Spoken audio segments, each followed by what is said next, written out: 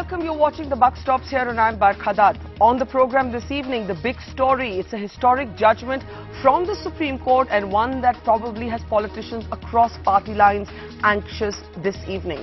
The Supreme Court has restrained political parties, state governments and the central government from using taxpayers' money to print advertisements which encourage the personality cult of political leaders.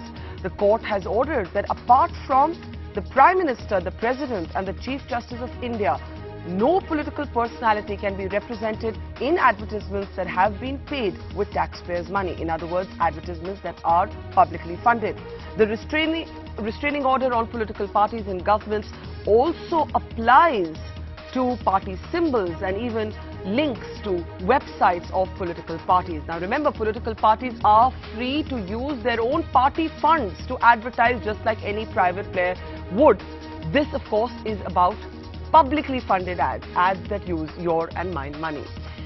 Is this judgment a welcome development in ending the egoism and the political machinations of parties at our expense, or is this the judiciary going too far and infringing on the rights of the executive? Let's introduce our panel this evening. Joining us is Senior Advocate Prashant Bhushan, who was also the key petitioner in this case. We're also joined from the BJP by Sambit Patra, the spokesperson of the party. With me in the studio, Jaiveer Shergill, spokesperson with the Congress party. We're also joined from Bhubaneswar today by Jay Panda, Member of Parliament with the BJD, and Pavan Verma, Rajya Sabha Member of Parliament with the JDU. Remember, regional parties in particular may have problems with this verdict as it allows the depiction of the Prime Minister but not of any Chief Ministers. Prashant Bhushan, how do you see the verdict and why is it significant?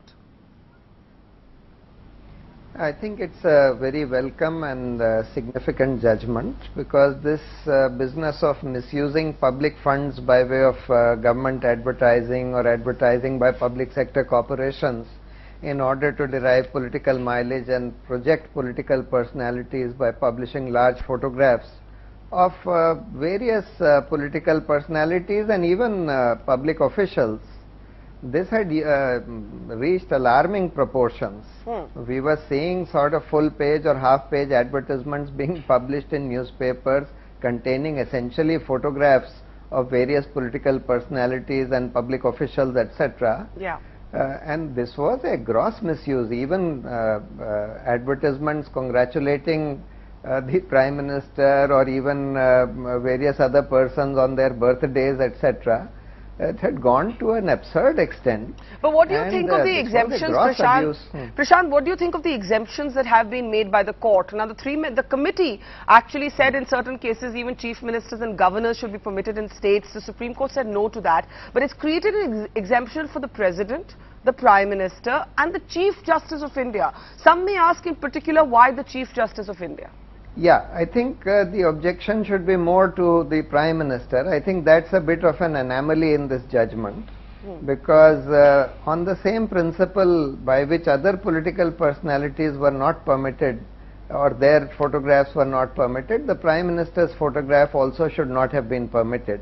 One can understand that the President is head of the state, he is not really involved in direct active politics, or the Chief Justice is also not interested in deriving any partisan political advantage out of the publication of their photographs.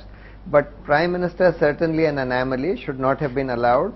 But the Supreme Court has said that in case the photographs of the Prime Minister, President or Chief Justice are published, they must personally themselves give consent for the publication of their photographs in any advertisement.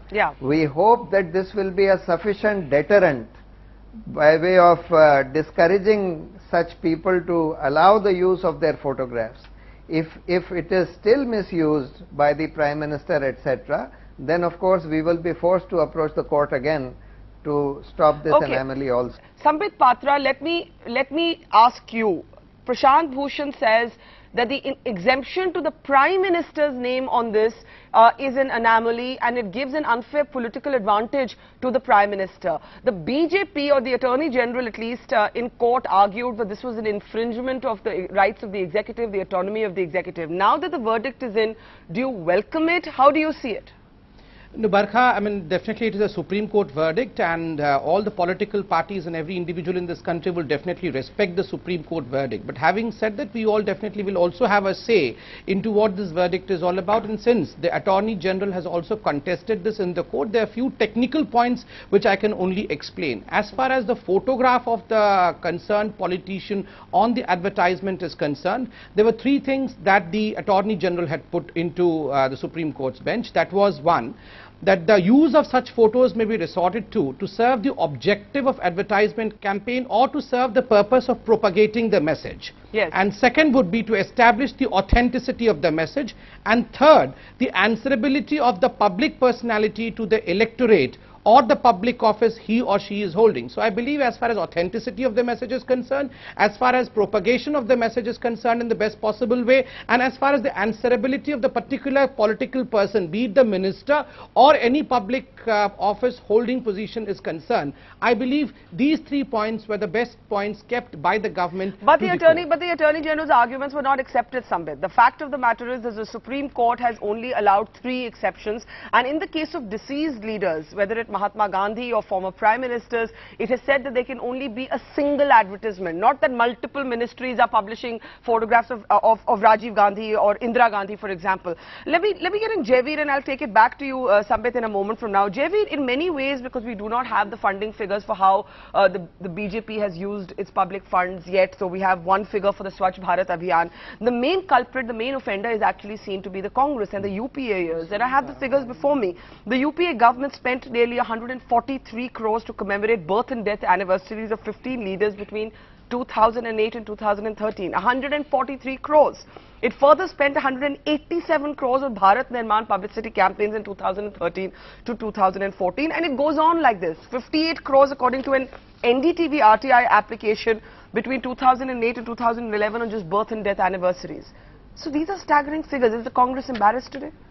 Of course, these are staggering figures, and I think this disease, if I may candidly call it, spreads across all political class. And I remember. But I'm glad you're calling it a disease, because it is about egoism and personality cult and well, frankly, political propaganda. Supreme Court addresses this problem. It says the propaganda and a genuine message, the line is blurred today. The political class has blurred this line itself. Now, as far as this judgment is concerned, now, Congress party, we have a mixed feeling. We are happy, we are also disappointed. Why? Happy because, you know, these overzealousness of departments to commemorate an anniversary, or this pictorial domination was practically cocking a snook at taxpayers' money.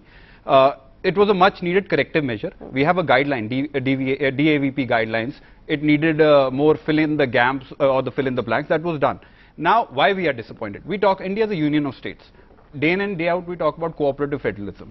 Now either the Supreme Court should have put elected representative class altogether out or altogether in. Now as far as head of state is concerned, you can't allow the Prime Minister but not allow Chief Ministers. Absolutely. Because just sorry, because there are some central schemes which Prime Minister puts up. There are certain state sponsored schemes.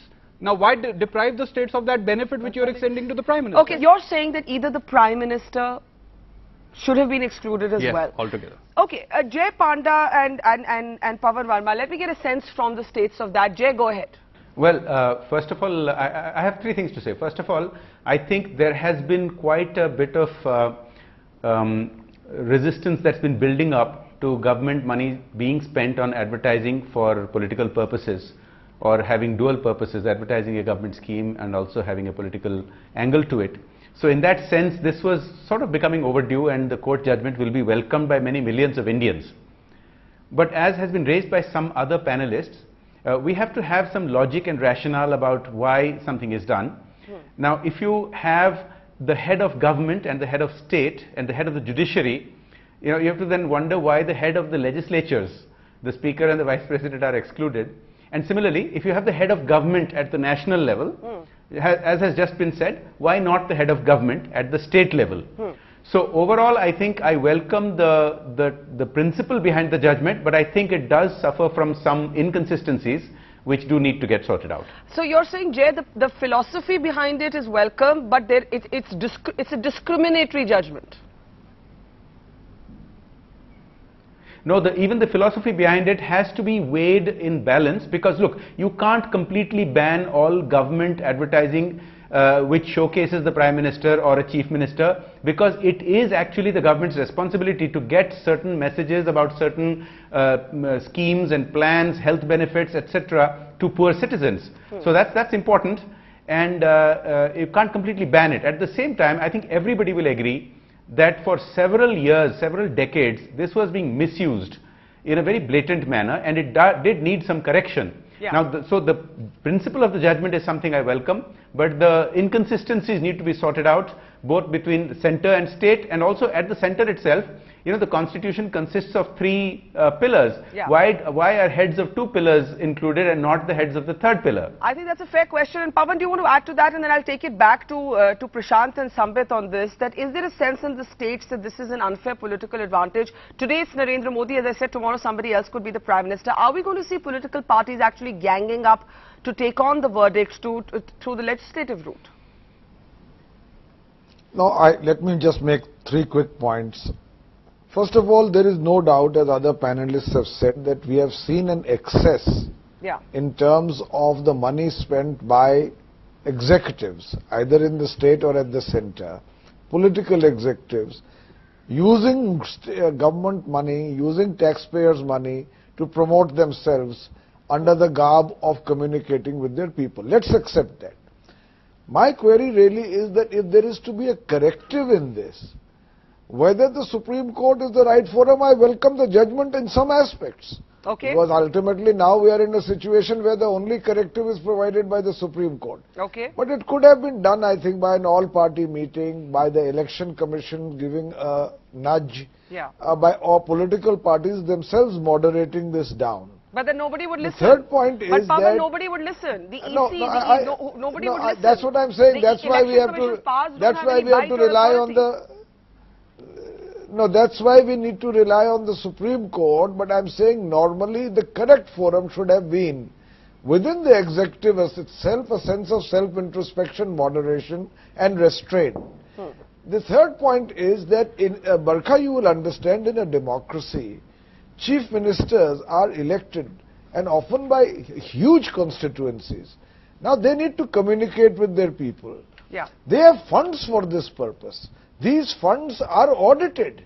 Yeah. And they are for schemes, etc., which have got legislative sanction. Yes. Now, when you completely say that this kind of messaging cannot happen, and then single out from that the President, the Chief Justice, and most, from my point of view, it is certainly an anomaly, the Prime Minister, because the Prime Minister heads a political party also. Of course, he is the Prime Minister of the country, but states will put out ads of achievements, and instead of the Chief Minister, put the photograph of the Prime Minister. It's a very good question. I want Sambit to respond to it. Behind Sambit, principle is good. There are problems here. Sambit, the perception. And I can say that Nitish Kumar has been very reticent in using such money. Why have all states been clubbed or all leaders been clubbed in one category? Sambit, do you accept that the inclusion of the Prime Minister is a contradiction in this verdict? That tomorrow in the BJP-ruled states, for example, Mr. Modi's pictures could be used to propagate a government scheme, but no other Chief Minister will ever get any play from at least public funds. It would have to be the funds of the political party. So do you see that as a contradiction, Sambit? Rather than thinking as to how the other political parties would gang up to see whether the name of the Prime Minister is dropped or not, I believe the political parties should gang up for the contrary, that they should see to it that the Governor and the Chief Ministers are included, which was the original suggestion in the Menon Committee report. The original suggestion was that the Chief Minister and the Governor should also be a part of the ones whose photo can be used, which was dropped by the Supreme Court.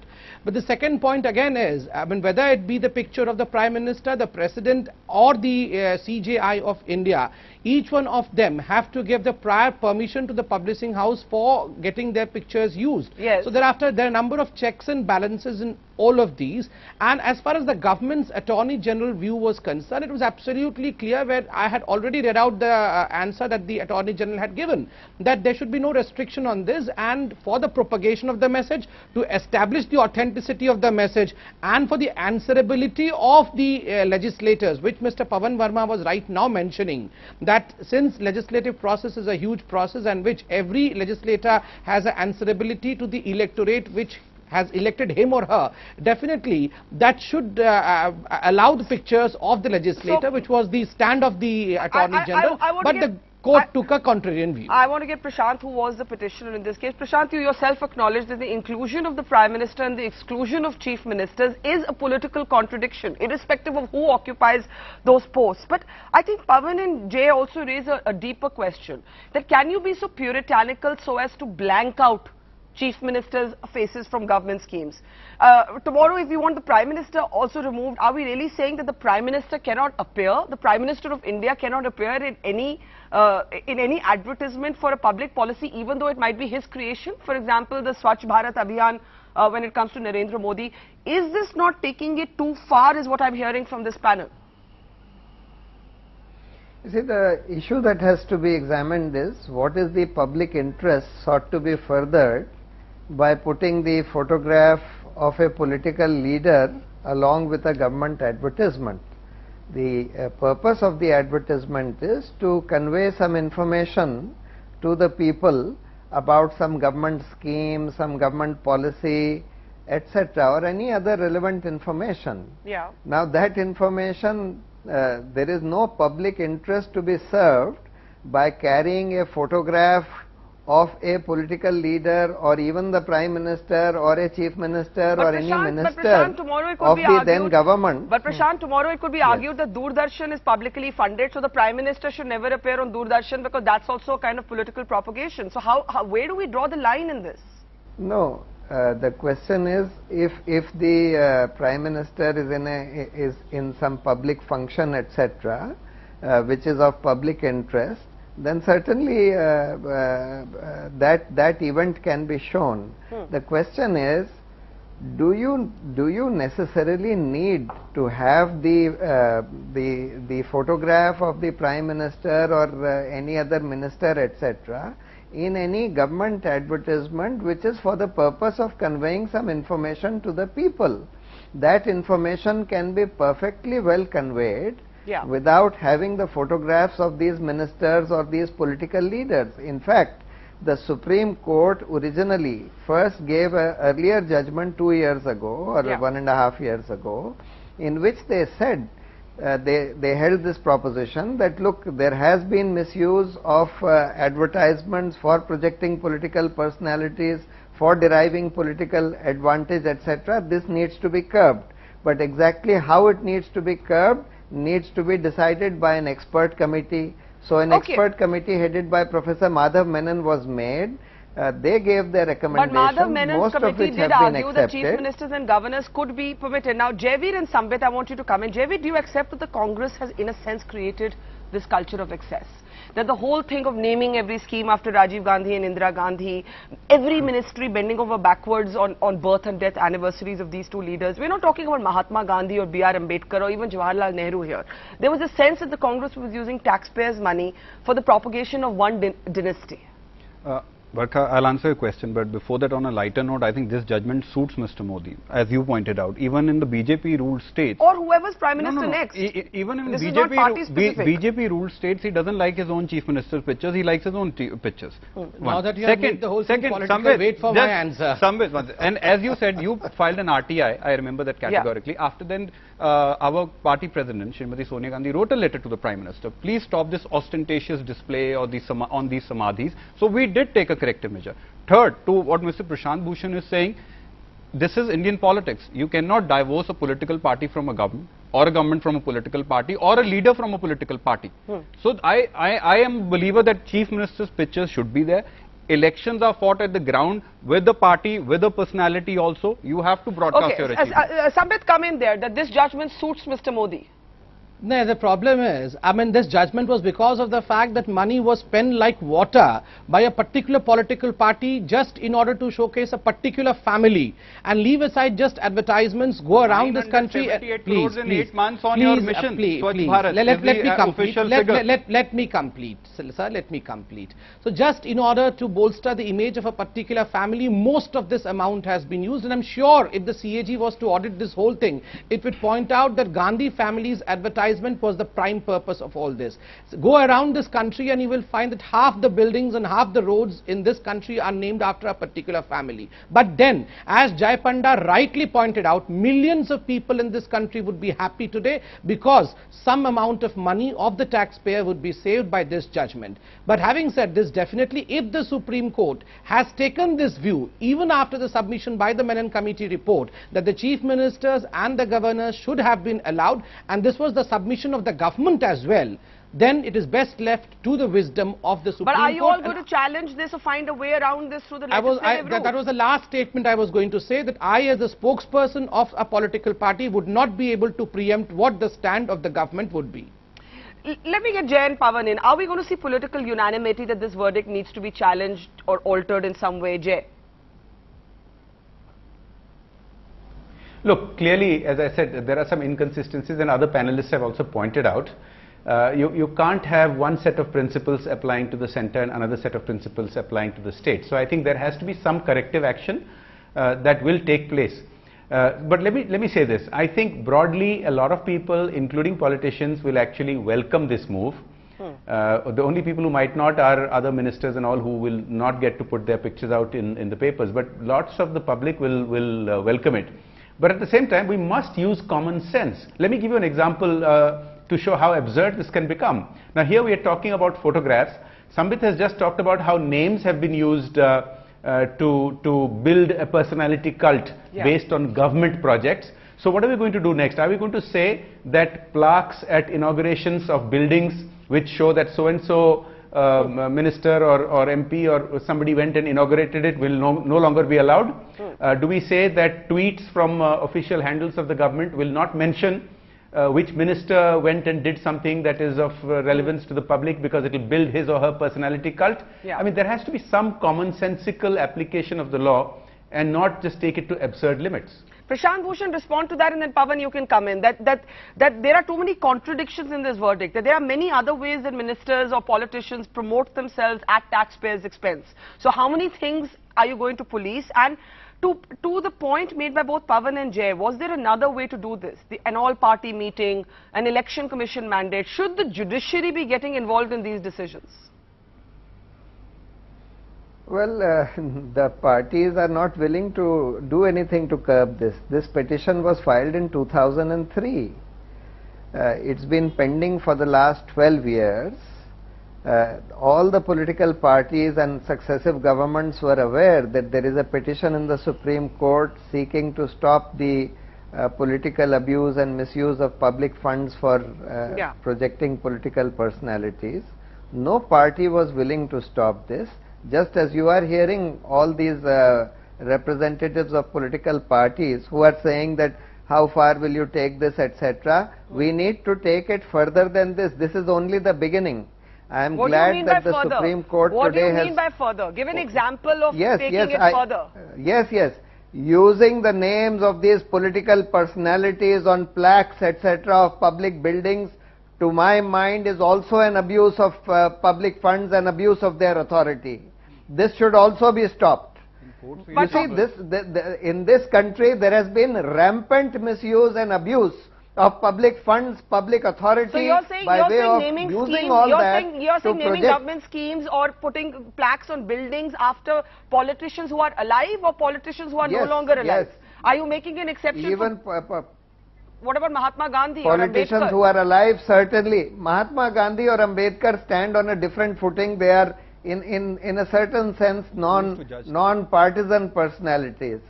Okay. But when you have partisan political personalities and people are rampantly abusing their authority to name schemes, to name roads, to put plaques on public buildings, etc., in the names of existing partisan political personalities, etc., this is also an abuse of authority, abuse of public funds, etc. Let me get Pavan, and I'm already hearing Jaiveer say who's to decide. Who's to decide? Now, Pavan, you're hearing Prashant Bhushan, the petitioner in the case, saying this is only the tip of the iceberg.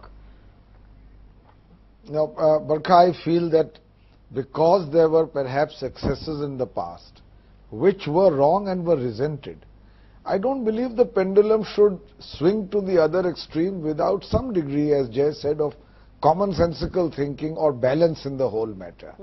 I believe, this is my personal view, that while the spirit of the Supreme Court judgment is to be welcomed, perhaps guidelines given to all political parties and leaders and chief ministers and government would have been served the purpose, because a mandatory order of this nature which excludes democratically elected chief ministers who preside over very large states and have things to tell their people. Yeah. I think it's a bit abrupt, and in my view, and the other thing, Barkha, is, I think Prashant will agree that this needs to be thought out. You don't put a photo and you put a full page ad in great praise of that leader and put in a photo just next door with party funds. Yeah. So you used a full page on government money. So, these kind of fiats, while they are welcome, I'm sure the Supreme Court is well-intentioned. Prashant is agreeing with you that that should also be stopped. Supreme Court is well-intentioned. He is agreeing with you that that should also be stopped. But I'm saying that my only point, Barkha, is, and I appeal on this to Prashant also, that if you are going to have some kind of solution to the excesses in this field, let there be a comprehensive judgment which lays down broad guidelines rather than a surgical cut-off. Okay. Which is also partial because it includes the Prime Minister. Okay, Jay, go ahead. The point is, would this judgment have been more acceptable had chief ministers and governors, and actually I'm not sure why governors, okay, you can argue constitutional post, fine, but had chief ministers been included, would there have been no political debate? Because Prashant is actually saying, hang on, this is not enough. Well, I'm sure. Well, look, I'm sure this case will likely be challenged, and it has certain inconsistencies which are going to be, I'm sure, will have to be heard again. But I agree with Mr. Bhushan that political parties have not acted on this, and it's not only on this. On many issues, political parties and politicians have given up space which they ought to be handling, which is why the court has, many people say this is judicial overreach, but I think, there's a vacuum. If politicians don't take action, the judiciary will take action. But let me again say that this is not a peculiar Indian phenomenon. Now, yes, there have been excesses and it needed to be corrected. A lot of people will welcome this. I welcome the principle of what has happened today. But, look at Washington, D.C. You have Reagan National Airport. You go to any of the big buildings, they have been inaugurated and they have plaques commemorating which politician inaugurated them. Same thing in the UK, same thing in Europe, same thing in China, all over the world. It's not a peculiar Indian phenomenon. We do have to apply some common sense because people are in public life to be in public, not to be hiding. But it is a peculiar Indian phenomenon to name scheme after one dominant political family, Jaiveer. No, Barkha, I think I agree. I disagree with Mr. I agree. Prashant Bhushan. So the excesses, I think everybody is talking about everything. Everybody is talking about the excesses which needed to be corrected. Nobody is arguing against that. With Mr. But to say that politicians, public figures ought not to be in the public is odd. Okay, last comment from all of you, Jaiveer. I disagree with Mr. Prashant Bhushan. But on what? On what specifically? You cannot have such a fine line. We are in 2014. Yes, we respect Mahatma Gandhi, we respect B.R. Ambedkar. But in 2080, there will be certain other figures. You can't have a fine line barring them, well, everybody else. I'm actually seeing behind Pawan Verma, we can just bring him up. Hang on, because to what you said, Pawan, behind you is that Jawaharlal Nehru and Mahatma Gandhi, I think, just right behind you, the photograph. Now, it's interesting. It's interesting what Prashant says. He considers one half of that photograph to be non-partisan. I'm not sure if he'd say the same about Nehru. So who's drawing these lines? And Barkha, it's very unfair on Mr. Bhushan to paint the political class with it. I am a lawyer myself. You go across judicial courts, unnumbered chambers, libraries, welfare funds are applied. Please apply the same test to judiciary. What are they named after? Who are libraries out of welfare funds. You go to the Chief Justice's Court, we have the pictures of our legal stalwarts there. Now, if we don't believe in iconization or apply the same test, what's sauce for the goose is sauce for the gander. Prashant, respond to that. Why is the Chief Justice's name there? What about what happens within the judiciary? Is no institution free from the personality cult? You see, here there are two issues. One is the misuse or abuse of public funds for the purpose of projecting political personalities, for the purpose of deriving a partisan advantage. One aspect is the misuse of public funds. The other aspect is giving an unfair political advantage to the party in power merely because they have control over the government. They can use public funds for deriving political advantage, which does not leave a level playing field for the political parties. So both kinds of abuse are happening. Now in the case of libraries being named after judges who are no more, etc., or their portraits being hung in the walls of the court, etc., there is no misuse of any kind. Yeah, I mean, there is no political advantage being derived by people. It's not about political propaganda, Jaiveer. Quickly, then I have to start taking last comments. That a judge's photograph on the wall does not promote any particular entity, whereas you know, when you see political leaders associated with the party, even if they're not alive anymore, it is propaganda. At the end of the day, it is propaganda. No, apart from the propaganda, I disagree. I see as a balance of power. I as a taxpayer don't have the right. The bigger problem is that how my money is being used by the government. Here is my taxpayer's problem. My money is being used on a picture and advertisement. I would like to be used in a school. I have no power on that. Similarly, same applies to judiciary. I'm a lawyer. I have contributed to a welfare fund. I don't have power where my money is being used as a taxpayer in a similar manner. So the balance of power shifts. I think apart from the propaganda, then this problem should also be addressed. Okay, Pawan, you know, this construct of Prashant's, that some leaders are bipartisan or non-partisan. Mahatma Gandhi, B.R. Ambedkar is something we can all agree on today. But others are not. Who's to decide? 40 years down the road... No, it's like this, Barkha. I mean, for example, Vajpayee's Bharat Ratna. Let me give you an example. Vajpayee's Bharat Ratna was welcomed across parties. So, over time, somebody who was once associated with one party, over time becomes larger than that party. No, in fact, I wanted to raise this question because we are an ancient civilization but a young republic. There is to be an iconization of those who gave us our independence, fought for our freedom movement, laid the foundation of our constitution. The other thing is that you are not excluding leaders of political parties who may not be alive today, but in whose name many schemes run. And they also represent in public memory a certain political party. Yes. So I'm just saying that this very sort of almost arbitrary categorization made, 3 people allowed, the rest excluded. I don't believe it examines the situation in all its ramifications. And it's certainly, while welcoming the spirit of the judgment, unfair to chief ministers. Prashant, last thoughts. Do you believe this verdict will stand the test of scrutiny? We've already pointed out a number of contradictions in this very program itself. No, I think on the whole, it will certainly withstand the scrutiny. As I said, I see only one anomaly in this judgment as it presently stands, and that is allowing the Prime Minister's photograph to be used. And but there they have said that the Prime Minister must personally give his approval for the use of his photograph in any government advertisement where it is used. Now let us see whether the Prime Minister has the courage and is willing to take the responsibility of allowing his photograph to be used in government advertisements. If it is abused, I am sure that the matter will go back to court again to prevent this abuse as well. So far as the other issue is concerned, as to who are partisan, who are non-partisan dead leaders, etc. If a political party continues to lay claim to a particular dead leader as a person representing their party or as a leader of their party, then certainly in my view, his photograph cannot be used, or his photograph cannot be, public funds cannot be allowed to be used. Supreme Court answers that. Sorry, I'm sorry, there's a contradiction. Supreme Court in para, it says, why are we interfering? Because this is chapter 4 of the Constitution, the executive, the judiciary and legislature are equally responsible for maintaining. But do you agree with this definition? Do you agree with this definition of Atal Bihari Vajpayee will always be a BJP leader, Jawaharlal Nehru will always be a Congress leader, but that does that mean that they will be seen as partisan leaders? Pawan and Jay, last thoughts I have to end. Pawan. No, I don't believe that Mahatma Gandhi, for instance, part of the background I have, or even Jawaharlal Nehru as our first Prime Minister, so far down in history now, I don't believe they are necessarily partisan leaders. But there can be leaders of more recent vintage who are venerated and respected in the country, who will have an association with a political party. And their photographs can be used to convey a similar message. So I'm saying this needs to be looked at afresh. Okay, Jay, you get the last word.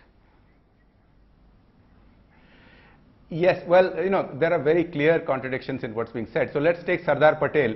He was obviously a congressman and the Congress claimed him for many decades. Now the BJP seems to be claiming him. Yeah. So is he bipartisan or not? In Odisha, my party is named after the late Biju Patnaik. Today other parties are trying to claim Biju Patnaik's legacy when they want to bring about certain developmental schemes. And which politician will work for decades for their pet projects, railways or something else, dams, power plants, and expect not to be associated with it at all when the time comes for it to be shown to the public? There has to be some commonsensical middle ground we have to find, but the excesses had to be corrected, so that's in the right direction. All right, we leave it there. Very many questions. Just one thing. Okay. Yes, Prashant. This is only about the use and misuse of government funds by way of government advertising. Yes. The parties are free to project political personalities, their own icons, etc., through the use of their advertisements and their money. The question is whether government funds can be used for all this. Okay, I've seen that. Should we put a tax private funding, you encourage more black money coming into politics. All right, as you can see, I have a sense that this verdict is not the last word on this debate, and you may see more unanimity in the political class than on most issues, but I can tell you, ordinary citizens are looking at this and saying, it's a good thing that my money is not being wasted to promote one or the other politician, but yes, indeed, the point is taken that there has to be consistency in the model that we create in a level playing field for all. We'll leave it there. Prashant Bhushan, Jaiveer, Shergill, Sambit Patra, who had to leave the program early, Jay Panda, Pavan Verma, thank you so much for joining us on the Buck Stops here. We'll be taking a quick break, and on the other side, Vishnu Shom on the ground in Nepal, where the shadow of yet another earthquake is long and dark. Good evening. We'll be coming to you live, bringing you the very latest ground situation here in Nepal. I'm in Kathmandu, in one of the areas which has been very badly affected. The big story today, getting people out after the latest earthquake yesterday and ensuring that they are safe.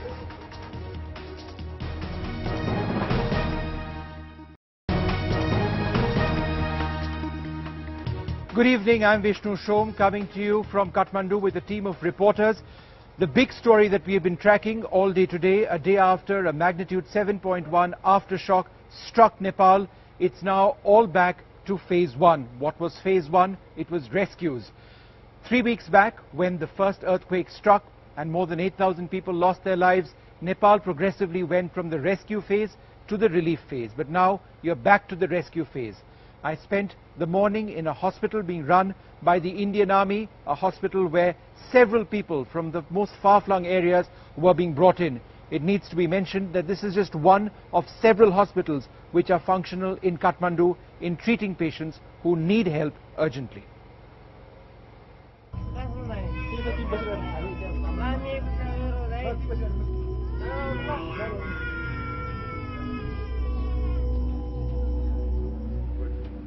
Patients air evacuated from the worst hit areas of Chadikot to the northeast of Kathmandu, being brought into the Indian Army's field hospital near the Kathmandu airport this morning.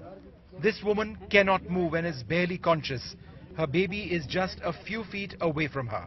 These Jawans try and keep the child happy. All the patients here will now be stabilized. A few will be operated on. We'll carry on as long as it takes. That's what doctors at the Indian Army Sena Mangal Field Hospital now have to say.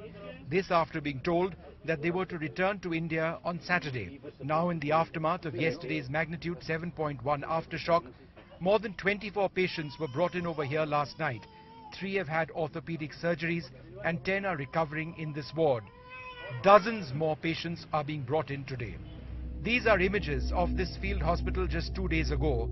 After a massive storm ripped out 7 medical tents, Jawans here physically held on to the remaining tents to keep patients safe. Today they are fully ready to operate on a war footing and have been cleared to carry out deliveries of babies by Nepalese authorities, who've cleared out some floors of their own hospitals after yesterday's tremors. Just days ahead of their de-induction from Kathmandu, this field hospital of the Indian Army encountered what they had not expected, a massive storm.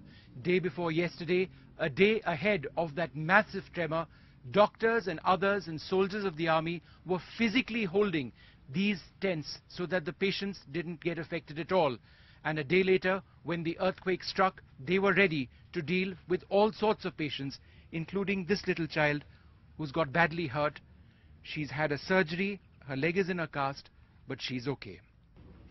Now, in addition to dealing with cases here, a full team of surgeons has been forward deployed this morning to Chadikot, which is emerging as the worst hit area.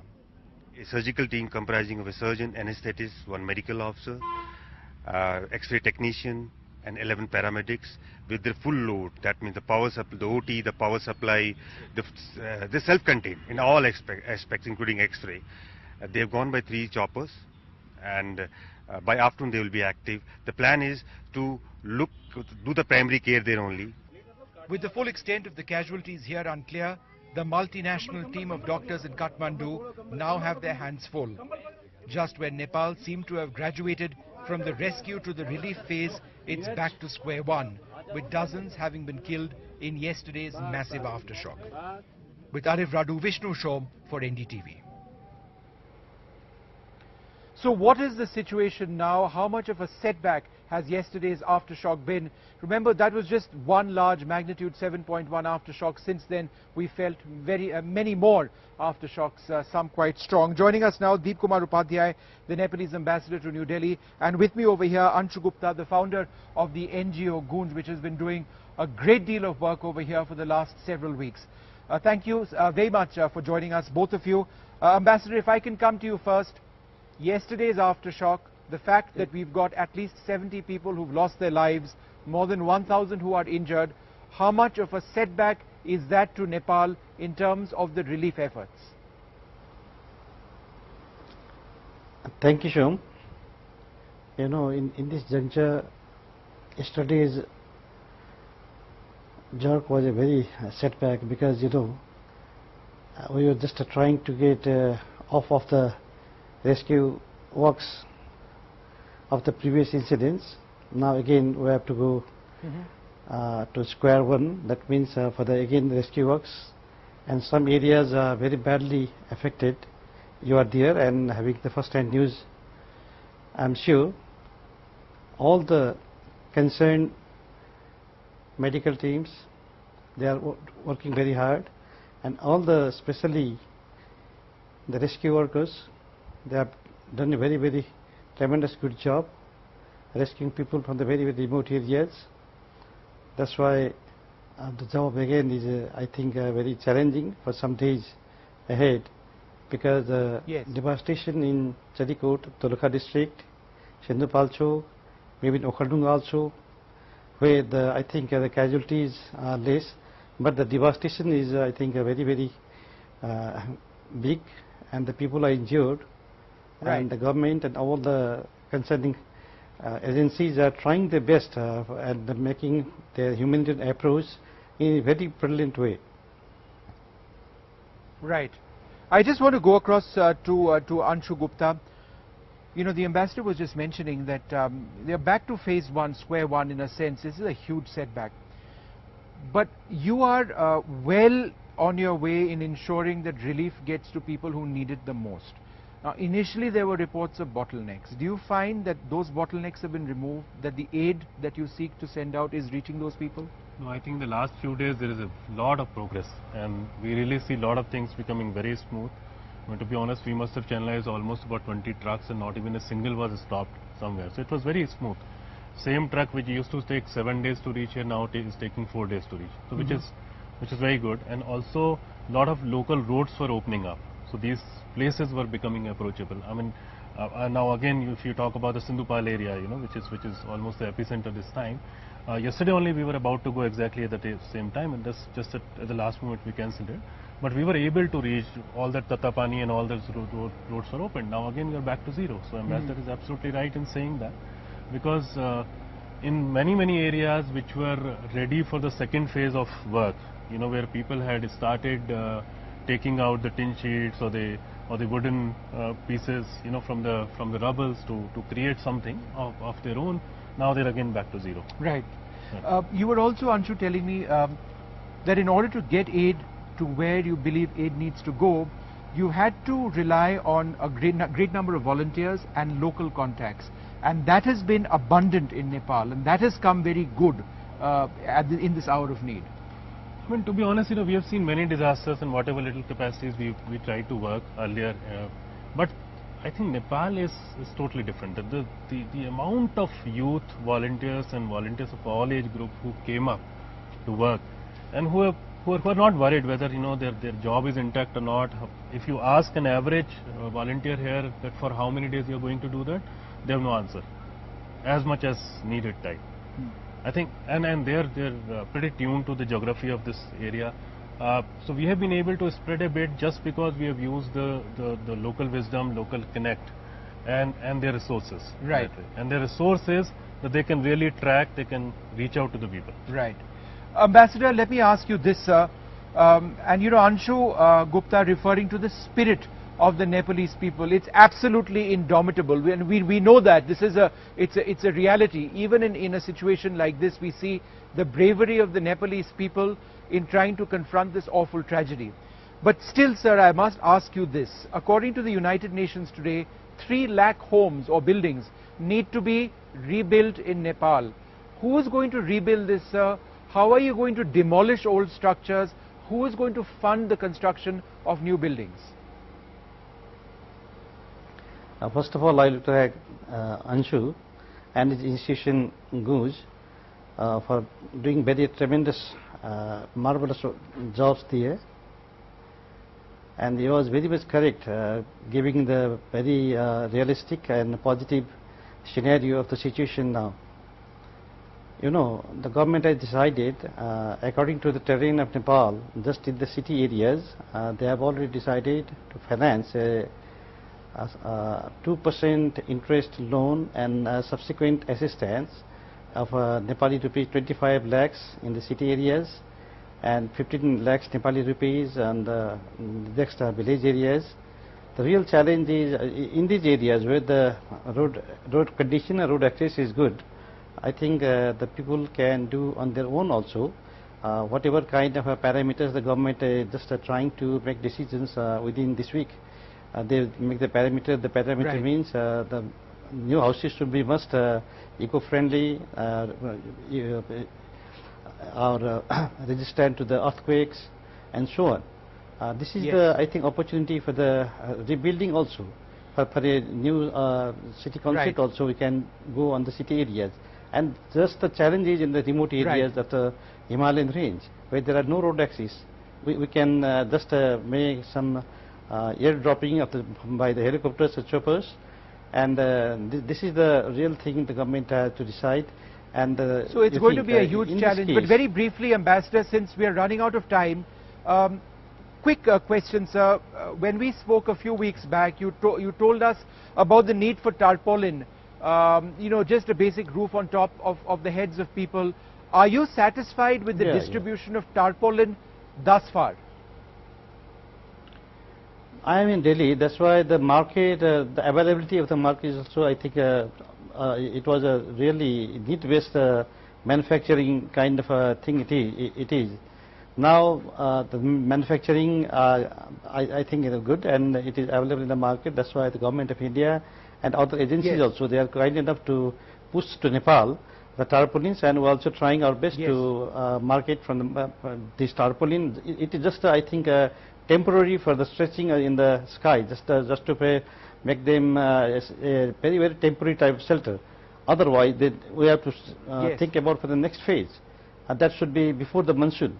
Otherwise, UN survey is quite good. 3 lakhs we have to. Ambassador, that's a very important point, kind of shelters. That you make. And Anshu, last sort of question to you. The Ambassador speaking about the impending monsoon. That changes so much when it comes to relief. There'll be avalanches, there'll be landslides in many areas. How is that potentially going to affect, for example, the work of Gunj? It will affect a lot, to be honest, and that is why there is a hurry. And that's why we are saying that in many areas the work has come back to zero, because we were just gaining speed. When I say we, all the people who are in this job, and suddenly there is a setback because we hardly have a month with us to take care of these things before the monsoon. In any case, occasionally it is raining. top of all, what we need to understand that its practical aspect is one, but I think the biggest setback which has happened yesterday is the emotional setback. Because once you are in the recovery phase, and then you become suddenly very insecure. So it's a very big emotional setback. I mean, today you should have seen in the morning, all the parks were full, all the roads were full. People actually came in their cars, put their gaddas there, and then they slept there. Yes. So there's so much of fear. And, so and yesterday night, I was in Bhaktapur, and people were out. They'd lit bonfires. Bhaktapur is very badly hit, so people were definitely more safe outside. But that is, and I think it's where I need to perhaps close this program, to reflect on the night ahead. So many people in so many parts of, for example, Kathmandu, had gained the courage to actually go back to their homes. In many instances, homes were not all damaged, right? So many people were going back to their homes which had not been damaged. But a lot of people are worried, a lot of people are scared. They felt that after the massive magnitude 7.1 tremor, they needed to be outside. And even late last night at 3 a.m., in fact, in the morning, this morning, there was a very sizable aftershock as well, which a lot of people felt. And therefore, there is that sense of fear.